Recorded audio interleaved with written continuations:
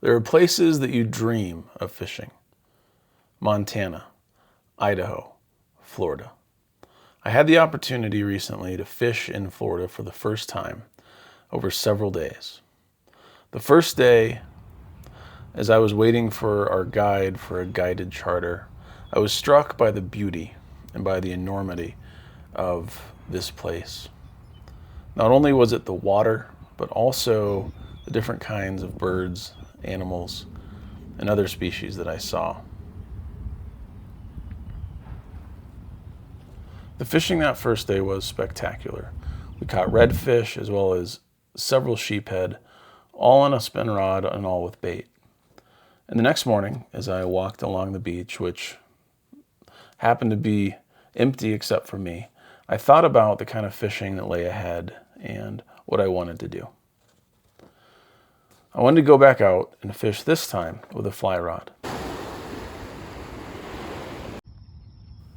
As I went out that afternoon, I was excited to see that fish were jumping nearby. And from that first spot, I spent some time casting and trying to catch several.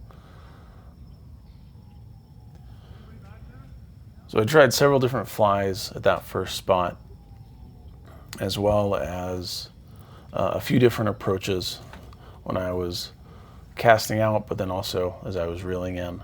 And unfortunately, I would not catch any fish at this first spot.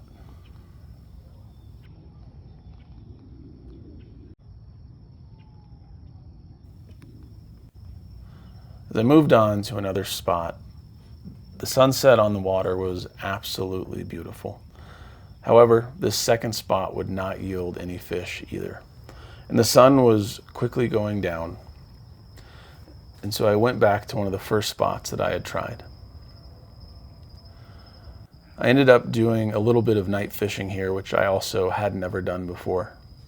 But even despite that change in tactics, I still didn't catch any fish on a fly rod.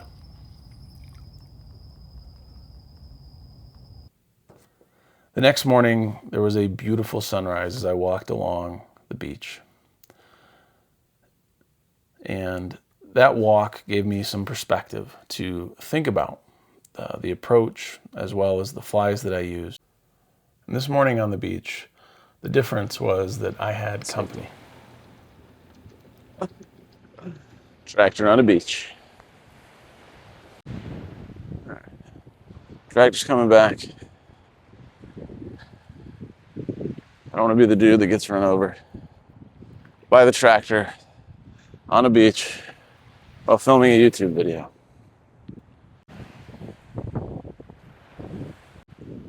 The other thing about fishing in Florida is that I think you get a sense of the enormity of Earth, of this just awesome planet that we get to live on. And so on the trip that we went on, right, he took us all over. And it's just amazing, you know, the diversity and how much life is in the water and around the water. So I gotta say, weirdest thing in the world to be walking along a beach while talking to a camera, and then to have people walk by you. Super awkward. Makes me feel a little weird, but I don't think they actually care. So the second thing about fishing in Florida is that, I mean, just how beautiful it all is. As I went out that afternoon, I was excited once again for the opportunity to go fishing. I had changed my approach, changed my tippet, changed my flies, and this time I had left a little bit earlier in the day to have more daylight to fish. And once again, the fish were rising when I arrived. None of those things, however, helped me as I snagged the tree behind me on one of my first casts.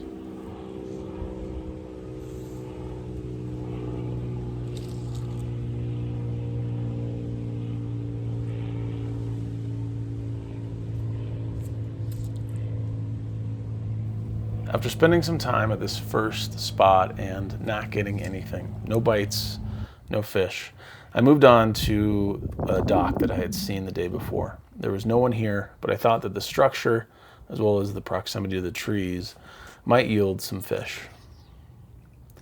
Unfortunately, this place was not good for me either. And as my time this afternoon was winding down, I ended up going back to one of the first places that I had started at. Unfortunately, this afternoon would end without me catching any fish. Really, the entire trip of fishing in Florida was a humbling experience.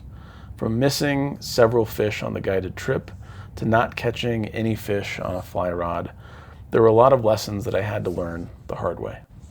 Despite that, I was grateful for the opportunity and the time to go fishing, and I also got to see one of the coolest things ever.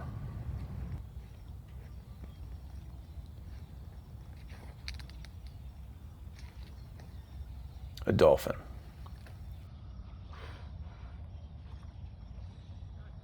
So if you get a chance to come down to Florida and you're a fisherman, don't pass it up, because it is awesome.